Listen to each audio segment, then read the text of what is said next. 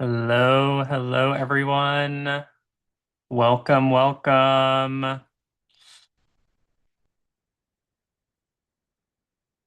excited to see so many new faces in here. Hello, Joelle. Hi, Crystal. Hi, Lori. Hello, Jessica. Hey, Fabian. Ka, Katie. Well, while we're all joining, I'd love for us to just drop your name to introduce yourself in the chat and where you're calling in from, wherever in the world you are. And maybe include something. Why are you interested in learning about microdosing? I'm just really curious around what everyone's curiosities are around this domain, around microdosing mushrooms. So feel free to drop again your name, where you're calling in from today, and also why you're interested in learning about microdosing mushrooms specifically. And as we kind of get people rolling in, I'll give people another minute or so. I'll just read what we have in the chat so far. So we have, hi, Aussie. I think Aussie. Oh, forgive me if I'm like misspelling or mispronouncing that, but you're from New York. Welcome. Hello, Jenny.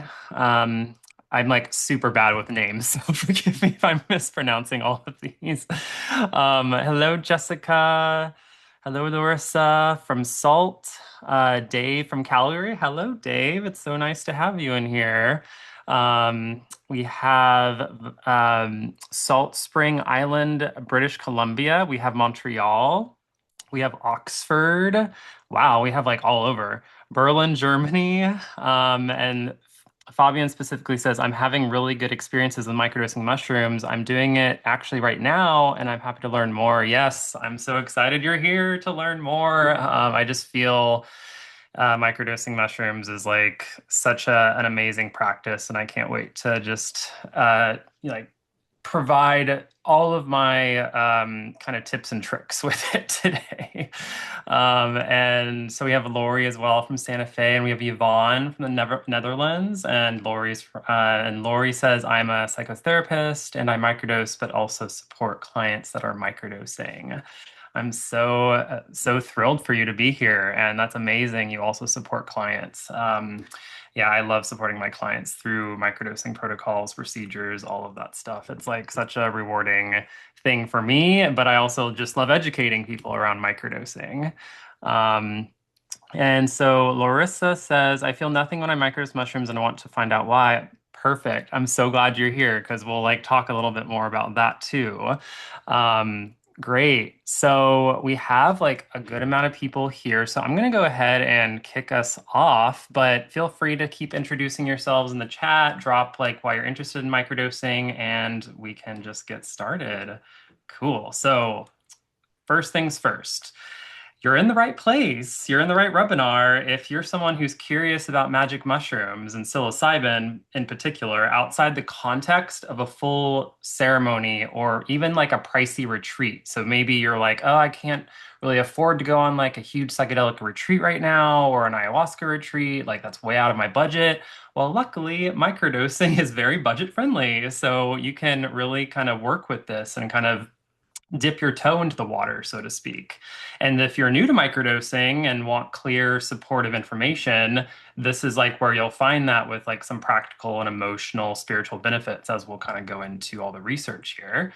And you may be seeking tools to enhance your creativity, mental clarity, and emotional resilience. That's very common. And you might be also interested in like what the research has to say around microdosing and how to blend it with maybe spiritual perspectives and wisdom. So it's kind of this like really interesting blend between like the science kind of left brain piece, but also like the spiritual side, the creative side, and kind of how do we blend those together to create like a really unique microdosing practice. So that's kind of, you're in the right place if like you're really interested in learning about those things.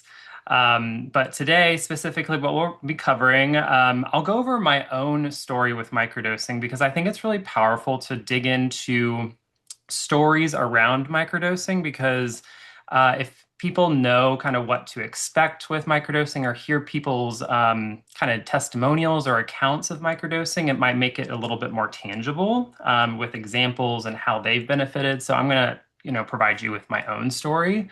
And then I'll also discuss some surprising ways that microdosing can enhance your life. And specifically, these things come from published peer-reviewed science and research. So this is like really grounded in science as well as, I've experienced a lot of the benefits of microdosing, and it's very anecdotal for me, but I will back all of this up with peer-reviewed science. Because since I have a PhD in psychology, which I'll go into in a little bit, I really value having a grounded perspective on, psychedelic wisdom and like working with plant medicines and all of that stuff. But with that being said, I'll also talk about the biggest mistakes people make when microdosing, why they may not be feeling anything, if they're going too fast, like all of this stuff. Like I'll talk a little bit more about that.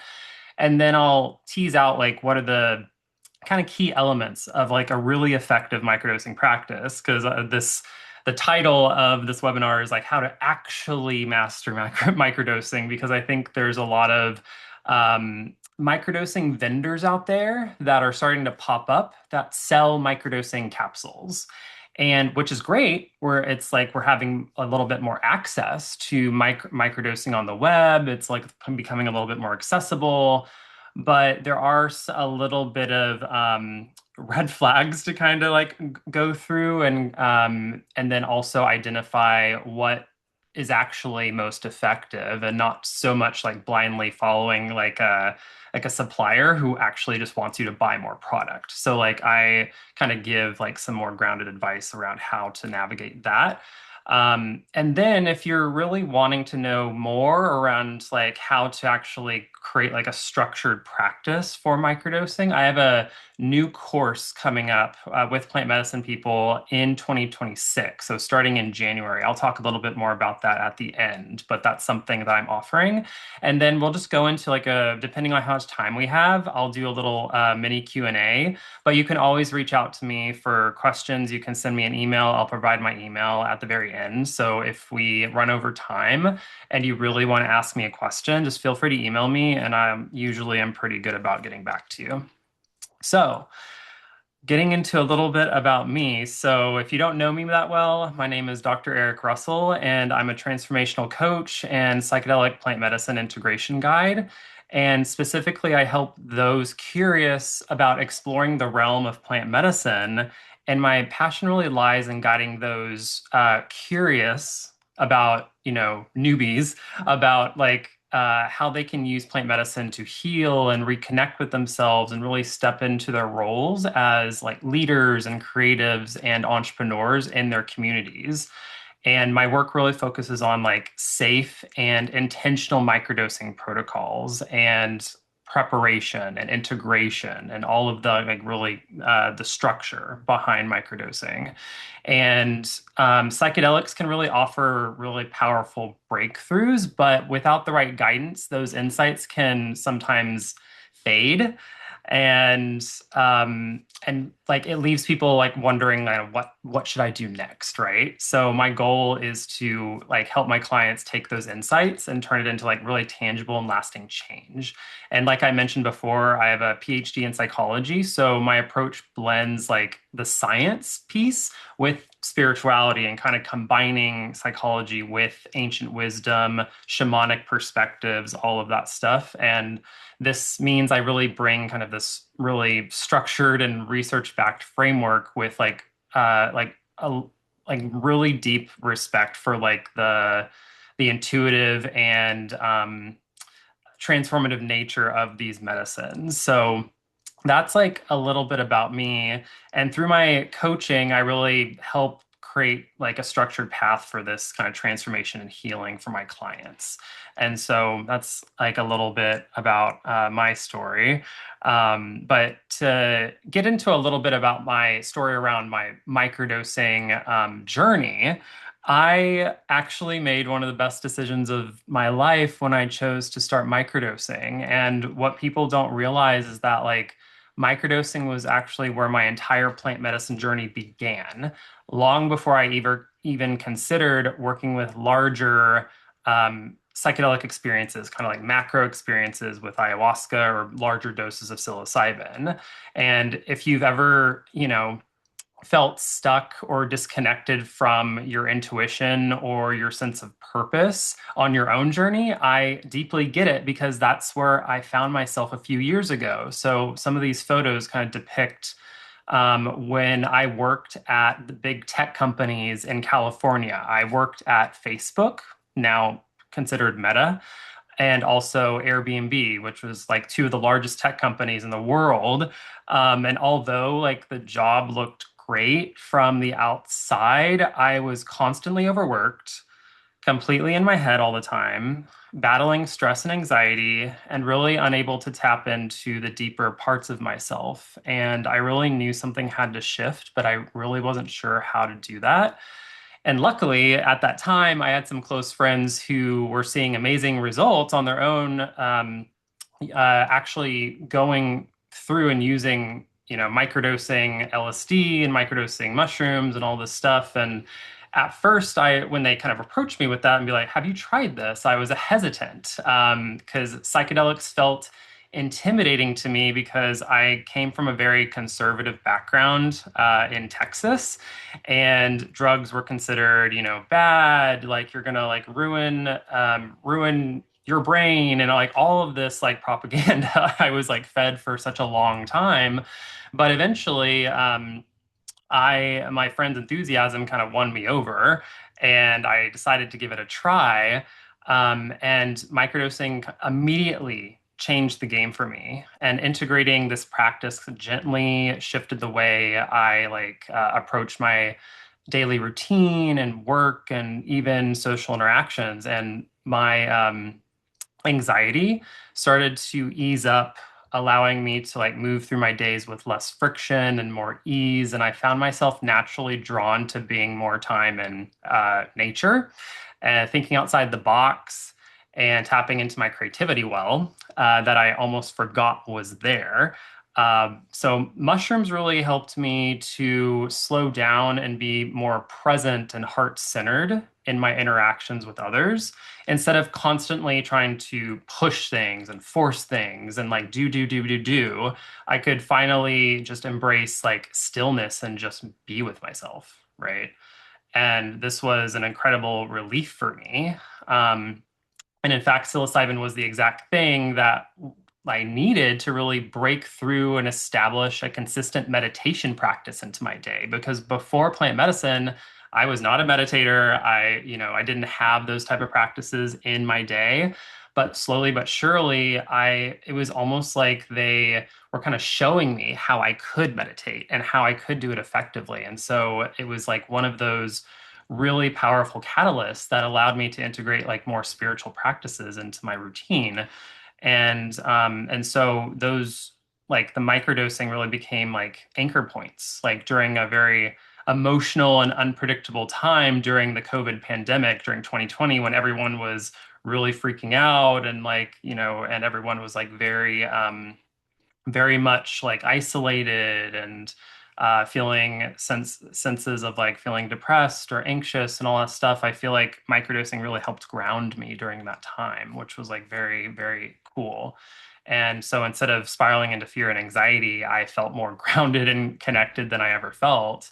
And so I think like perhaps most beautiful of all is my consistent microdosing practice gently dissolved the resistance I previously felt towards deeper psychedelic journeys because I was like really scared of, losing control or confronting parts of myself that I wasn't ready to face. But with microdosing, it showed me kind of safely and slowly there wasn't really anything to fear. Like, in fact, like it really helped me dive a little bit deeper into my body, into my nervous system, and kind of opened me up into the idea of larger journeys. And so that's how it allowed me to dip my toe into the water and build like a relationship with these powerful medicines before diving into deeper experiences. Because of microdosing, I was really able to, approach larger mushroom journeys with really a sense of trust and more confidence in a way.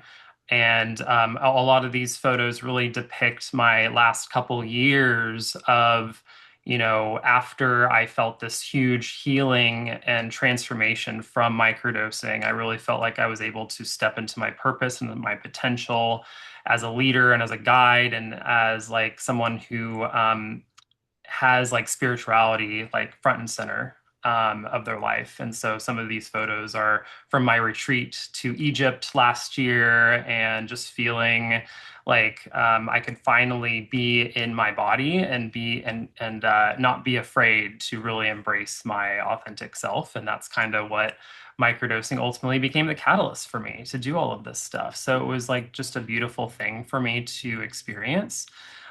So that's a little bit around my own journey. And I see Jasmine in the chat says, "Oh my gosh, I worked at Facebook and Airbnb back in the mid 2010s. Wow. Oh my gosh, that's cool."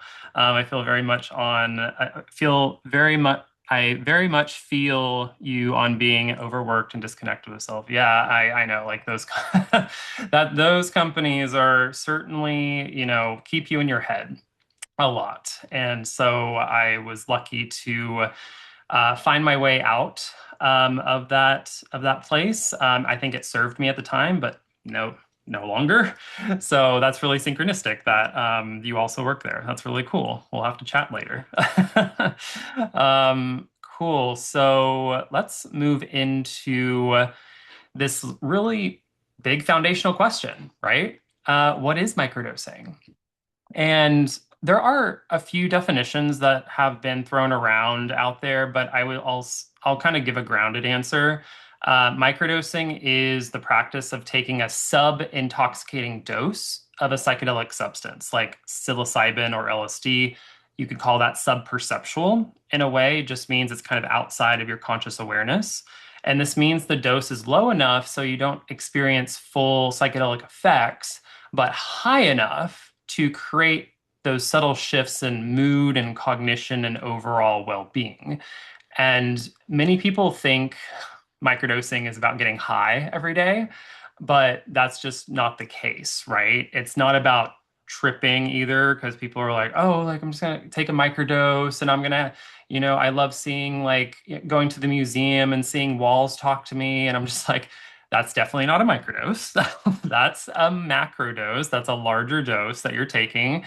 And so it's just around getting people familiar with what a microdose is. And when done intentionally, microdosing can actually enhance your creativity, your mental clarity, and also emotional resilience without disrupting your daily life. And I think that's something that is like a misconception. People think that if they take a microdose, they're going to be completely out of it in like a team meeting, or they're going to seem weird in their social interactions with other people.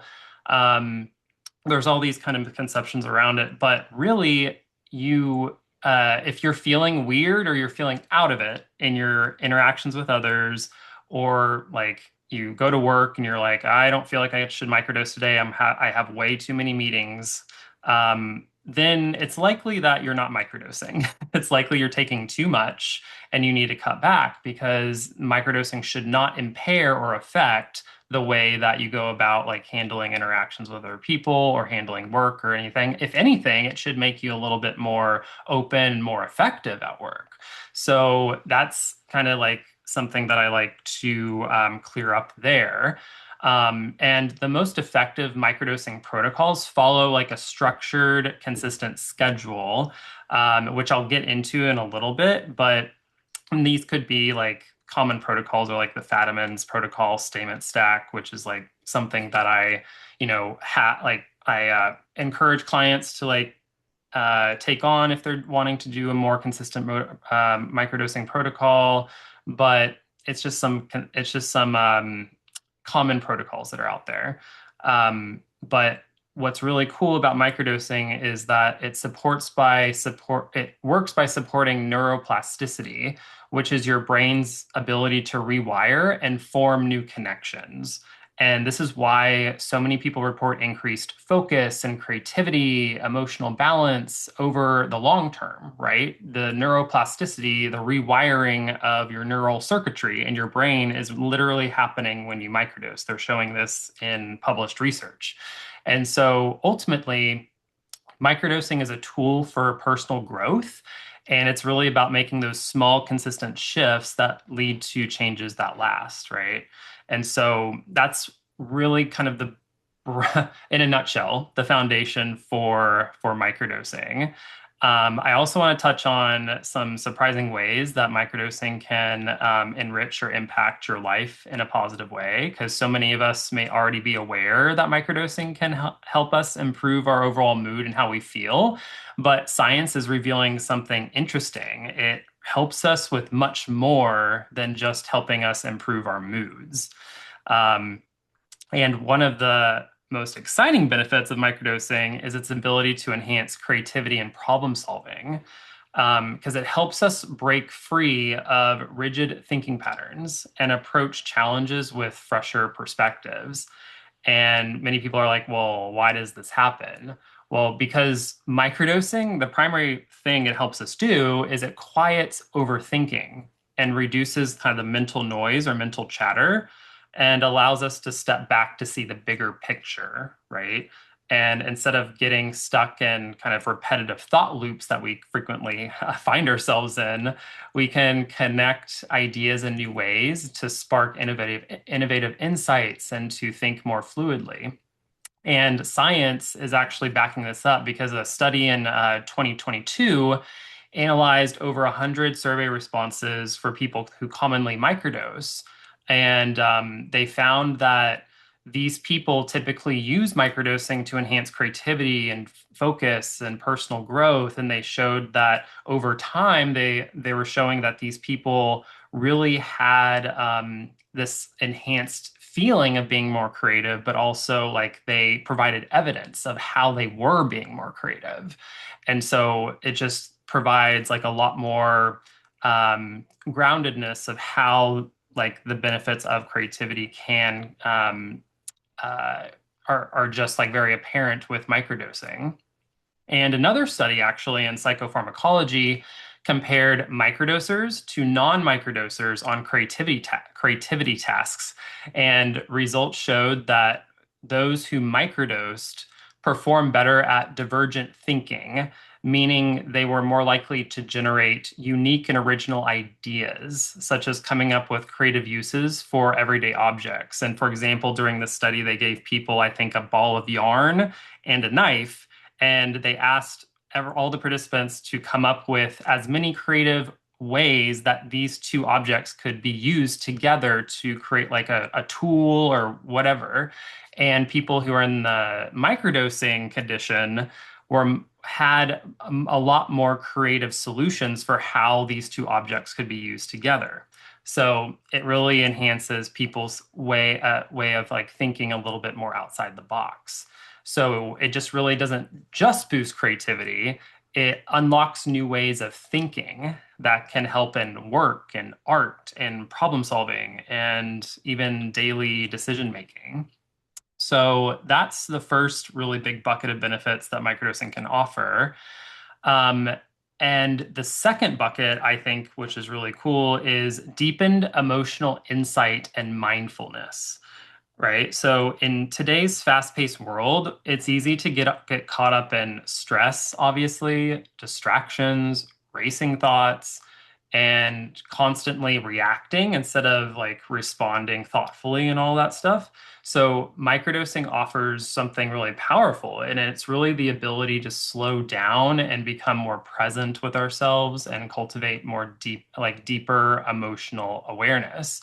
And a great example of this is how microdosing is being explored as an alternative treatment for ADHD.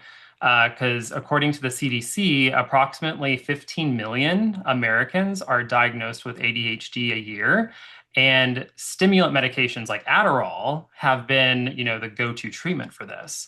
But in a recent study in European psychiatry, they showed microdosing's impact on ADHD symptoms. and participants reported increased mindfulness. They found microdosing more effective than their conventional treatments for ADHD symptoms like Adderall. And there was kind of this reduction in negative emotions and worry and anxiety, a lot of symptoms that people with ADHD experience. Microdosing was able to really quell or reduce a lot of those symptoms. So therefore, they could focus a little bit more on the tasks at hand. So it's really cool that microdosing, it can be used to boost focus, but it's not just that. It's really about cultivating a deeper sense of presence and emotional intelligence as well, which is really cool. The third, this is really interesting, actually, this benefit of microdosing. Because when we think of microdosing, we often focus on, creativity, mental health, productivity, all of that stuff that you usually hear. But what about our relationships and our intimate connections, right? Well, higher doses of psychedelics are well known for enhancing empathy, promoting emotional intimacy, and fostering deeper connections. But a lot of people and scientists wondered, like, does microdosing have the same effect? And the answer is yes, because in a study investigating the impact of microdosing on sexual well-being and relationship satisfaction, found that the participants that they interviewed and studied experienced increased confidence and comfort in their sexuality. They improved communication and emotional connection with their partners. They reduced anxiety around intimacy and sexual performance, and they had greater just relationship satisfaction as a whole, with partners feeling more emotionally and physically connected after microdosing. So, at its core, microdosing can really enhance emotional awareness and dissolve barriers to vulnerability. And that's like really huge. It's like microdosing ultimately helps us reconnect with ourselves, but then in doing that, in that process, we're able to be more vulnerable and be more vulnerable in our relationships with our intimate partners, for example. And so all of this is pointing to that microdosing can actually be really healthy for relationships as well. So those are the big three buckets of benefits that are actually really interesting and starting to be a lot more studied with microdosing. So I'd love to also hear from anyone who has microdosed in this webinar. Please drop in how you've benefited from microdosing. Is it similar to these like buckets of benefits that I just went over, or do you have new benefits that you feel like you've experienced with microdosing? Feel free to like drop those in the chat. I'd be very interested to see how many of you have like just benefits that have been outside of these three and just like potentially novel, because we're coming across so many new and novel benefits that microdosing can provide, such as I read in the book by blanking on his name, world famous microdoser, but he James Fadiman. I was like, what is his name? Dr. James Fadiman, like the godfather of microdosing, essentially has published so much research on microdosing. He's actually found in his report, in talking with a lot of people, that microdosing actually helps with long COVID. And it has actually been able to help people heal from long COVID. And he's really wanting to dig into this phenomenon more, but this has just been some like really cool reports that he's gotten. So, um, so yeah, so I'll keep an eye on the chat and see like if any of y'all like drop in some benefits there. But while I'm waiting, I'm gonna go ahead and go into some of the top three mistakes people make when microdosing and how to avoid these. So mistake number one, and this is like very common. Many people approach microdosing the same way they would take a daily vitamin or a prescription. They just pop the capsule, pop the microdosing mushroom capsule, go about their day, and then just hope for a better mood or hope for results. But microdosing isn't a passive process, really. It's like really an active practice that you, with like you have to bring like structure and intention to. Because if you take a dose each morning without reflection or intention or greater awareness, you'll likely reach the end of your protocol and wonder why nothing has really changed, or wonder why you're not able to carry the changes like going forward without going back to the microdose. Because the real magic of microdosing happens when you engage with it intentionally and consciously. And that means setting an intention before you take your dose and noticing how you feel throughout the day and reflecting on, yourself on any subtle, shifts in mood and energy or focus or creativity. You can think of it like a conversation with the medicine and kind of like an ongoing dialogue and building a relationship, really. It's like this co-creation with the medicine. And that gets into a little bit more of like the spiritual aspect, not so much more of the science, but how to like we bring in like the spiritual and shamanic perspectives. But it's really about building this relationship with the medicine because ultimately mushrooms, psilocybin, they come from the earth, they're organic. It has a spirit, it has a consciousness to it. And we have to work with that consciousness to help us really um, uh, understand how we can better heal and grow in the long term. And they're like uh, very good partners at helping us do that.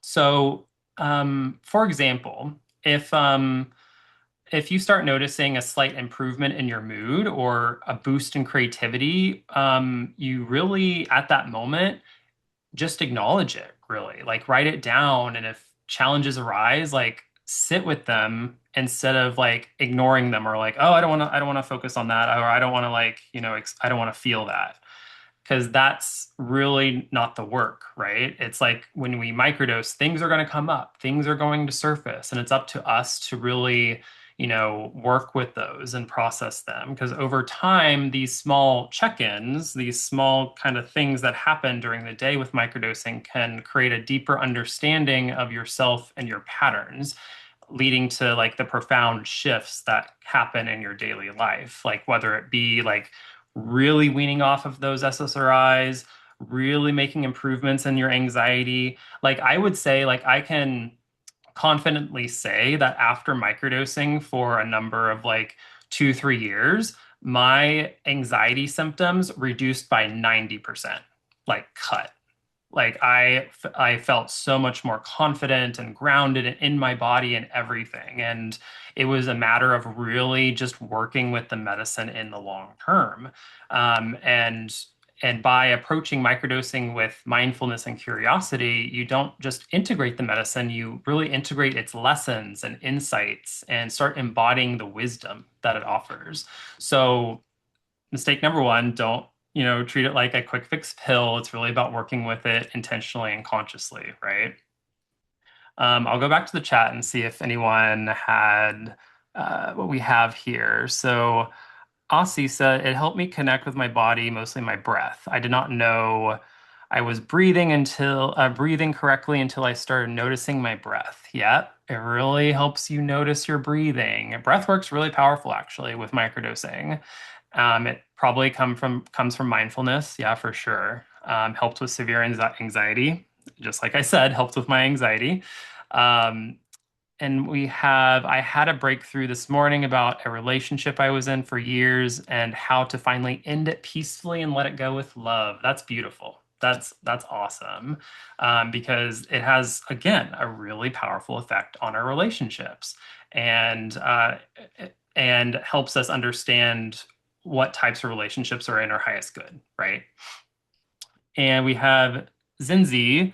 I have found microdosing with truffles much easier, but because I don't want to take them anymore, I'm finding it harder to find a sweet spot with the mushies because I'm quite sensitive. I quite easily find it overwhelming. How do you recommend switching from truffles to shrooms? Yeah, that's a great question. Usually, if you're trying to like wean from one thing to another, it's like a careful, like structured process, and we don't definitely want to start very, very low with the actual like ground mushrooms and kind of working our way up. So Yeah, truffles tend to be much easier, a little bit lower psilocybin content. So, whereas the ground mushrooms have a little bit higher. So, it's just around knowing what type of dosage is correct. So, that's just kind of the secret there. Um, so, we have Giselle. I really just started, but I can really feel deeper emotional awareness. I am much calmer and present. That's amazing. That's beautiful. Yeah, it really helps with that kind of emotional awareness piece. Fabian, reduce social anxiety, flow state, trust in life, deeper connection with friends and strangers, happiness, clarity, problem solving, confidence. That's amazing. Like, I love all of this. This is amazing. Higher intuition, spontaneity. Yeah, like the benefits are endless. Like I can honestly say that. It's just it's crazy how much these beings, as I call them, the psilocybin beings, the spirit beings of psilocybin, how they can lead us into a really powerful portal for our healing and transformation. It's quite cool. Um, and Aussie, are there journal prompts that you recommend for further exploration? Yes, that I'll go into that in a little bit on the next few slides. As I go into the key elements, there's a few like questions you can consider when you're kind of reflecting and all that stuff. So really cool, guys. Thank you so much for providing your input in the chat. Like, I think it's really helpful to hear like some of these things, and I think it's really helpful to hear just all the different benefits of microdosing. Cool. So when we talk about, so we talked about reflection a little bit. So mistake number two that I see a lot of people making is not measuring your progress. So one of the biggest reasons people don't see the full benefits of microdosing is that they fail to track their experience. Because without measurement, it's kind of easy to look back and think, did that do anything? I'm not sure. Like, I think it may have done something, but I'm not entirely sure. Not because nothing has changed, but because those shifts may have been too subtle to notice in the moment. Because microdosing works really gradually. I kind of equate it to like building muscle at the gym, because you wouldn't expect to see a dramatic transformation in your body or in your muscle fibers or whatever overnight, right? Um, so it's kind of like microdosing is kind of equated to slowly going to the gym every day and then seeing the progress over time. But if you took progress photos at the beginning and at the end of your journey, like of your workout journey, if you decided to like, I'm gonna, work out very consistently day one, and then you do it for 90 days consistently, and you take a progress photo at the very end, you're going to see a huge difference, right? But if you take the progress photo at like day three, you know, I don't know if anything is changing, right? So it's about consistently measuring and tracking the progress over time to see the changes and to really build that confidence, right? Around like your healing and your progression and all of this stuff. And so it's really crucial to establish a baseline before you even start microdosing. And this is something that I teach my clients how to do in my microdosing course and mentorship program. It's really identifying or reflecting on key aspects of your well-being. Like, how is your mood on an average day? How do you experience stress and anxiety? What's your current level of creativity or focus? How do you feel in your body? Do you feel energized, sluggish, restless? All of those. So these are all things you can reflect upon before you start microdosing. So that way you can really reevaluate like a few maybe weeks or months as you go into your protocol. So once you start microdosing, it's really about jotting down a few notes each day or using a tracking system. So you'll have like tangible proof of how microdosing is affecting you over the long term and allowing you to, you could refine your dosage if you want to, and that at that time make like informed adjustments. And that's like really important as well to maximize like the results or what you really want to experience with microdosing.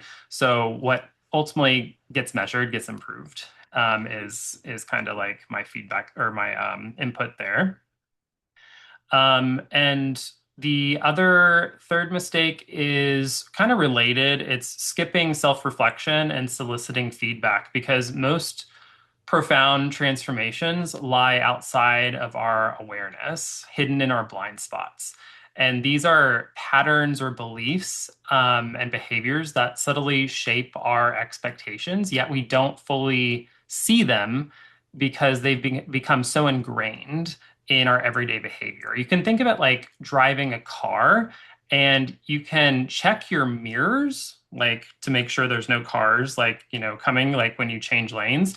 But there are always areas you can't see without consciously turning your head or having a passenger tell you, like, oh, actually, there's a car in your blind spot, right? So, similar to personal growth, it's really important to solicit that feedback, whether it be from a trusted coach or mentor, a community member of yours, like asking people, how do you observe me at this point? Like, do you feel like I've changed? Like, how do you notice me differently? And this is like really good to start gathering feedback so that way you can really notice and start jotting down and reflecting what feels like it's changing and whether it's aligning with the intention with the initial intention you set for your protocol. Because microdosing often nudges us towards deeper self-inquiry, but without realizing it, we might resist certain insights or kind of brush them off as uncomfortable emotions. Like if an uncomfortable emotion comes up, we're like, I don't want to deal with that, and kind of like push it back down, right? Because a lot of people microdose because I just want to have a better mood, right?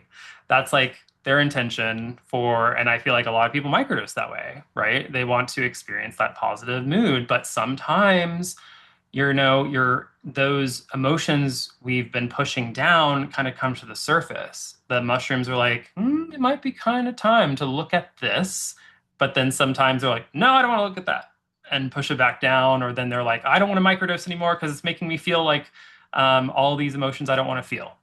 And that's kind of sometimes the the blind spot I see with a lot of clients that I work with. And this is where having a guide or a coach or a structured framework becomes really valuable to have.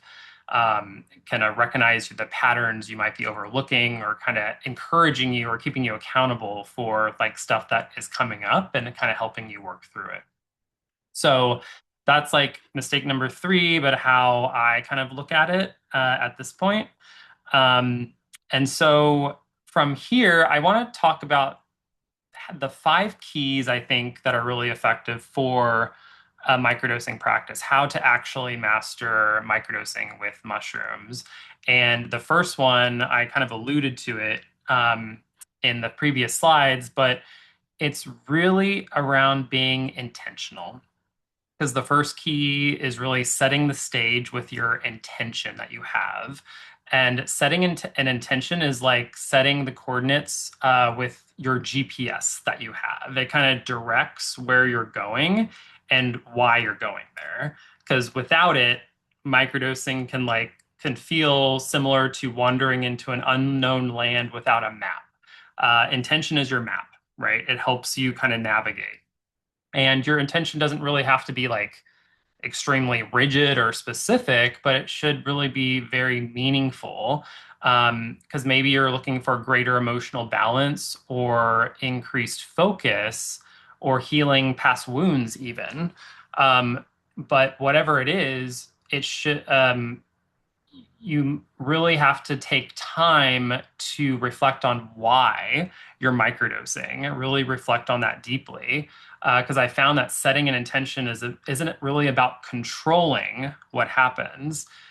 Because I talked about the analogy of microdosing kind of being, or the intention for microdosing being like kind of your GPS, right? It shows you kind of where you're going. But even if you set the GPS on your vehicle and you start going to, your destination, you're going to inevitably hit traffic. You're going to inevitably hit something you didn't expect, a pothole, whatever it is. Like, things are going to happen along your journey that you can't control, right? And so intention isn't about controlling what really happens. It's about opening the dialogue between you and the wisdom of the mushrooms that are kind of downloading into you what like you really need to be healing. So even when things unfold in unexpected ways, your intention really helps you stay grounded and be present. And so some of the kind of reflection questions here are kind of what areas of my life do I want to improve or expand on? What emotions or behaviors or patterns am I ready to shift? And these kind of help create the ultimate intention for maybe a microdosing protocol. The next key that I'll talk about is this thing called calibration. And microdosing is not a one size fits all experience because everyone's body, neurochemistry, and sensitivity levels are different. And this is why calibration, which is the process of dialing in your optimal dose, because there's going to be an optimal dose for like every single person. And this is like process is really critical because one of the most common mistakes I see, in addition to those three that I just talked about, this is around calibration too, that I see in microdosing is increasing the dose too quickly, right? Often out of, impatience or self-doubt or a desire to feel something right away. Because people are like, they take the microdose, they didn't feel anything, and they're just like, nothing happened. I feel like I should increase my dose. But this is the truth many people aren't told. You're not supposed to feel a lot in the beginning, and that's okay. In fact, when someone feels frustrated by this, it's often like reveals to me, like when I work with a client and they're just like, I just want to feel something. It's kind of a desire for that quick fix or like that high or that immediate relief that rather than a willingness of building a relationship with the medicine. So when you rush to increase your dose because nothing is happening, you might be also saying, like, I don't trust the process yet, or like, I'm really wanting the medicine to work, or you're just wanting something to happen quickly. But really, this takes time. It takes consistency and patience, right? And calibration is kind of the antidote to that impatience. So it's really the slow and methodical incremental process of adjusting the dose after your body has had time to, speak and adjust to the microdose. So it's really finding that sweet spot where you feel those subtle and positive effects while remaining kind of fully functional in your everyday life. And some of the things that affect that optimal dose, that ideal dose, is your SSRI history. SSRIs, if you've taken them in the past for depression or anxiety, that definitely affects like what your ideal dose is. Usually you need a little bit more because SSRIs make your the neurochemistry a little bit more resistant to psilocybin. So that's one. Age is another. So if you're in your 60s or 70s, you might require a slightly higher dose for normal effects. There might be sensitivities and experience. So if you're highly sensitive or younger or new to psychedelics, a lower dose might be appropriate. Um, and I think that one common misconception is that microdosing should be completely not noticeable.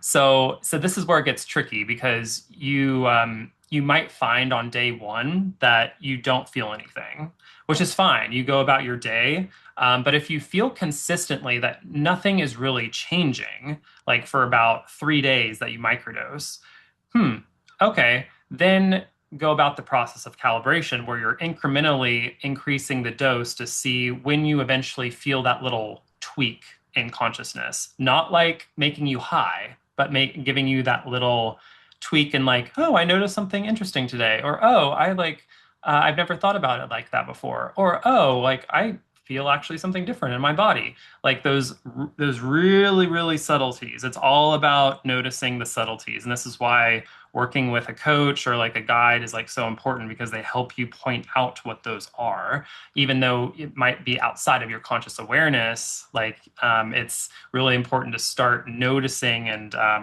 tracking those subtleties. So that way, okay, this is my optimal dose. And so it's like a really delicate thing to kind of navigate.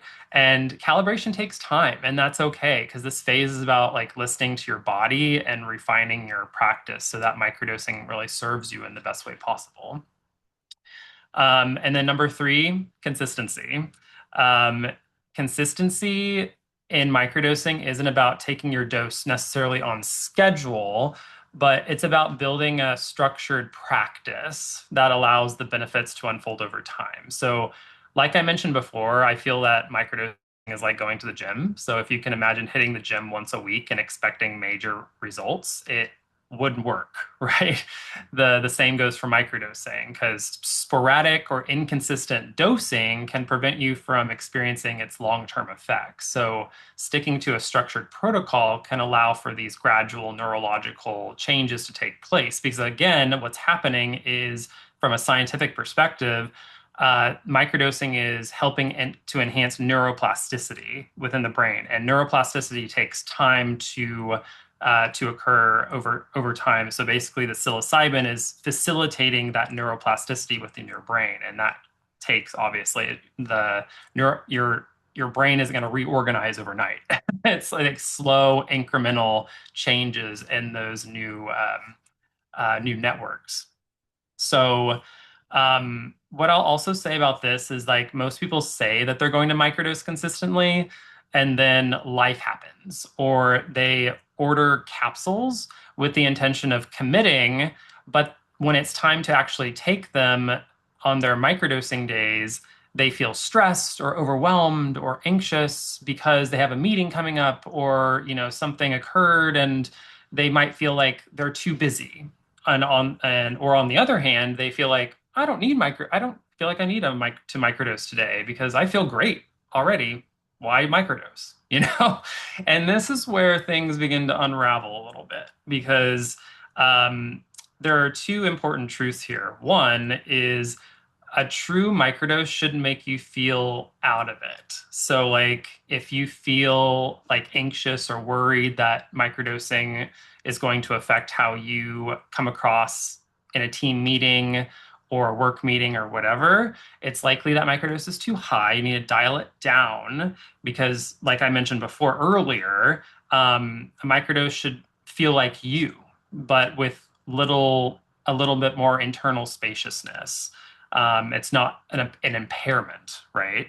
Um, and then number two, I would say is like picking and choosing days to dose disrupts the entire process really because microdosing works through like a rhythm and a pattern. Because if you say, oh, I'm only going to microdose on a day when I feel stressed, or I'm going to it'll help me improve my mood on this day because I anticipate that it's going to be a hard day today, so I'm going to microdose here.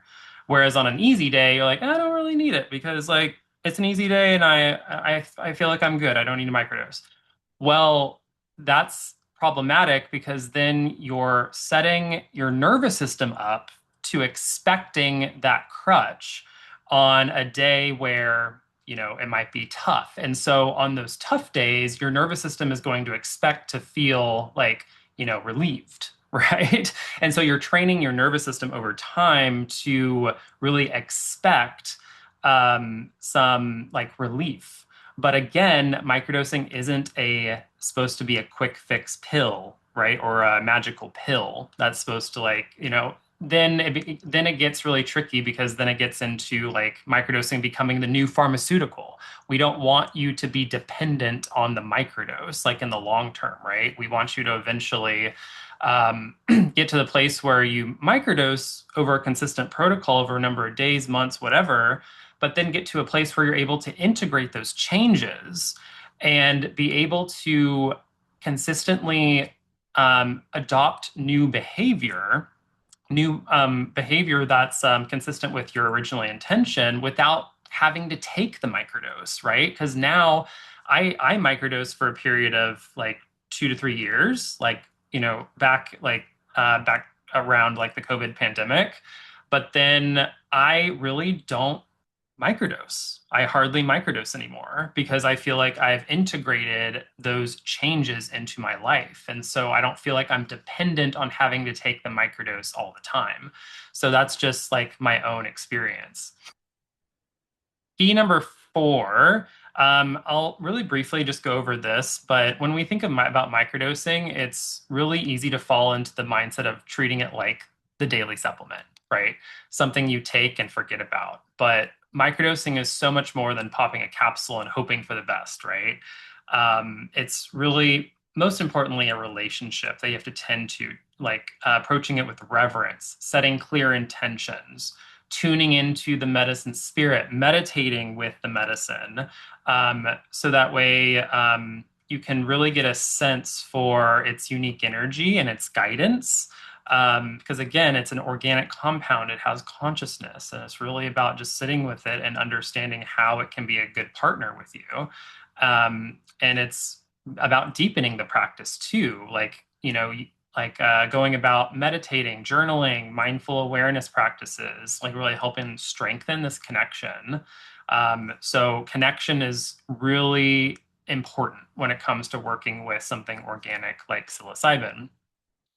And then lastly, the fifth key element that I'll talk about is microdosing is a catalyst, not a magical pill. It opens doors for us, but we have to walk through them. And that's where integration comes in. Microdosing can open the door for us, but the true transformation comes from like what you do with that. It's like, it's creating that openness, but we really have to embody that ourselves. And integration is the embodiment of the wisdom that the medicine reveals to us. Because just like we integrate from ayahuasca experiences or larger macrodosing experiences with plant medicine, we also have to integrate with microdosing. And usually integration comes on rest days for microdosing. It comes after we've gotten done with our, maybe like 45-day long or 60-day long protocol.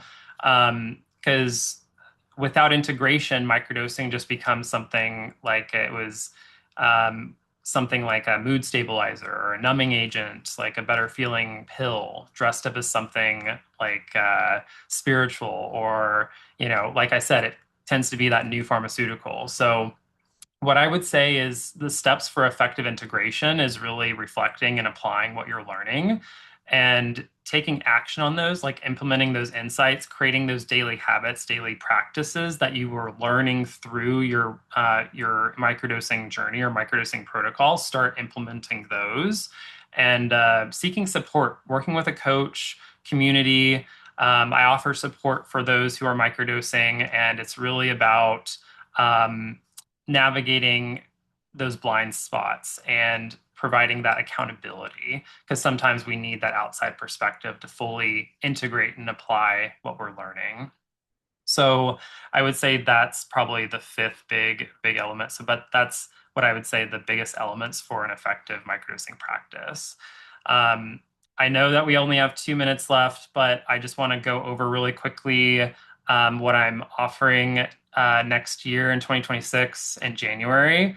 I'm offering a microdosing essentials course, and it's a self-paced course if you're wanting to really dive into the dosage, the protocols, intention setting, the safety, and integration also through like a microdosing journey.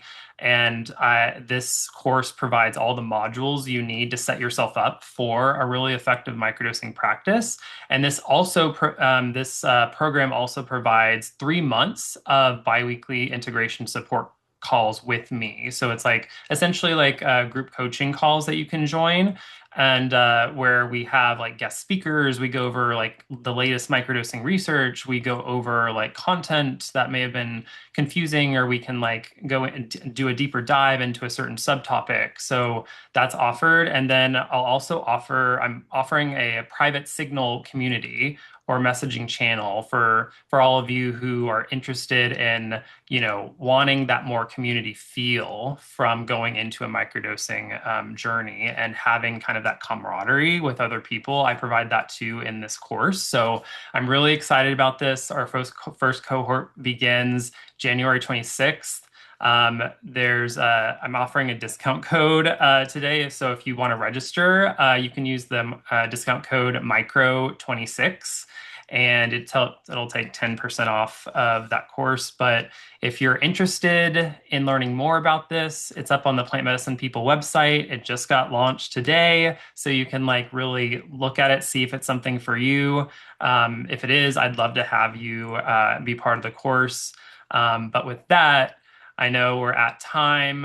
I want to thank you all so much for attending today. And I'm really excited about all of you beginning. If you all are, curious about microdosing and you're interested in beginning your journey, I'm so excited for you. I think there's so much potential in this area. And if you have any questions, please, because I see a few questions in the chat here. Please email those to me. I can drop my email in the chat really quick. I would stay a little bit after, but I actually have a client call right now. So so I drop my email there. So please email me your questions and I'll be happy to answer them. And I just want to thank you all again for attending today. There were some amazing questions in here. So I hope you all keep in touch, and I hope you all have a good rest of your week. Thank you all so much.